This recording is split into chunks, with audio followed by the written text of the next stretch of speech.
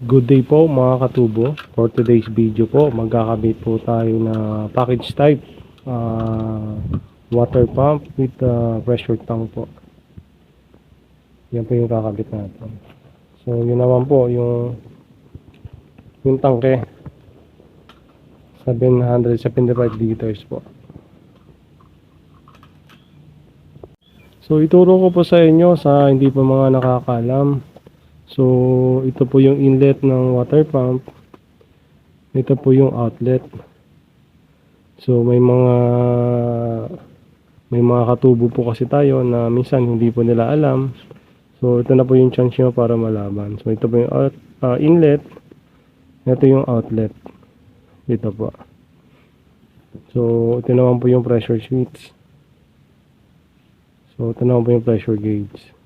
So dyan po sa gauge, makikita nyo po yung pressure na nakaset dito sa pressure tank. Dito po sa pressure switch, may nakaset pressure na po yan. So factory default po nyan ay 20 PSI sa cut-on, 40 PSI po sa cut-off. Kung gusto nyo pong i-adjust, pwede pa naman po i-adjust. So ang katanungan lang po doon, kung kakayanan po ng pump. So ang advisable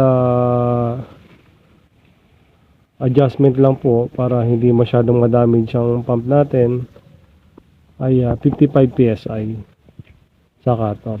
Yun po yung ina-advise ko based on experience po. Kasi po itong pump na to ay baka hindi niya po kayanin din yung mataas na pressure po. Baka madamage po yung motor niya. So humina po yung higop.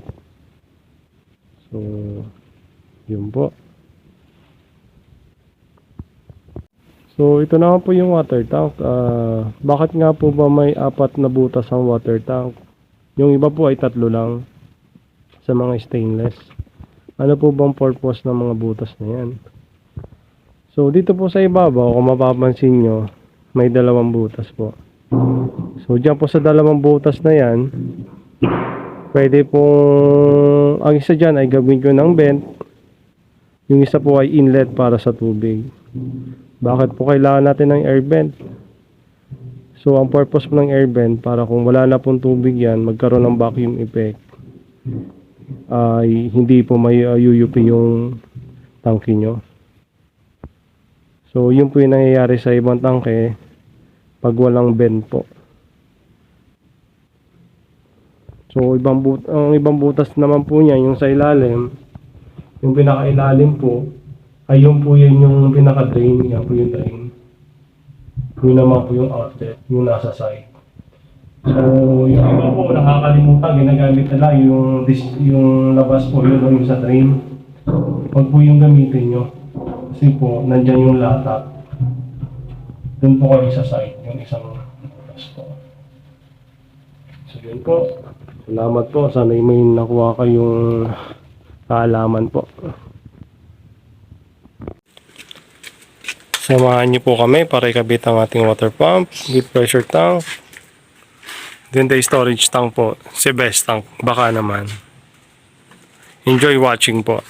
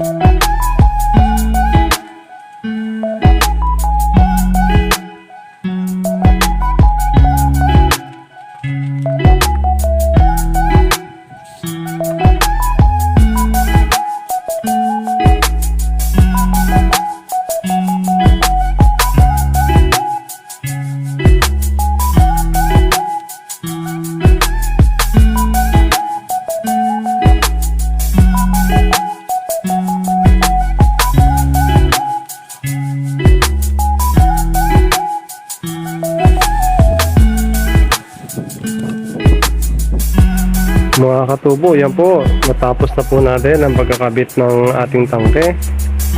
Yan po, nakapag-piping na rin po tayo. So yun mga katangke, always po tayo maglagay ng union patente po para hindi po mahihirapan yung mga susunod na gagawa sa maintenance purposes po. Ito po yung outlet. So yan po yung piping papunta dun sa inlet natin. So yun po, may place din po tayo ng union patente.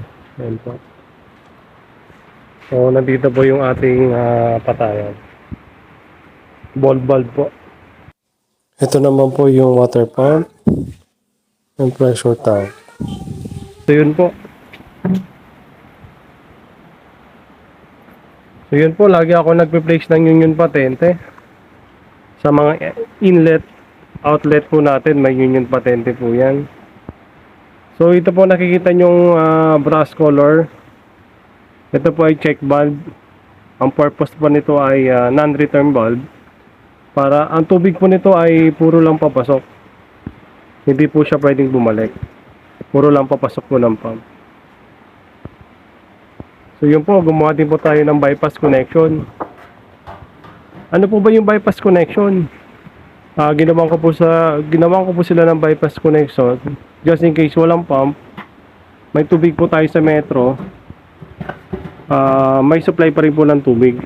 Ito po ang galing sa metro. Ayan po. Ito po. Ito yung bypass connection. Ito yung nanggagaling sa metro. Ito naman po, ito yung galing sa pump. So pag nagamit po tayo ng pump, dapat po itong valve na to ay nakasarado para hindi po lumabas yung tubig. Puro lang papasok ng bahay po.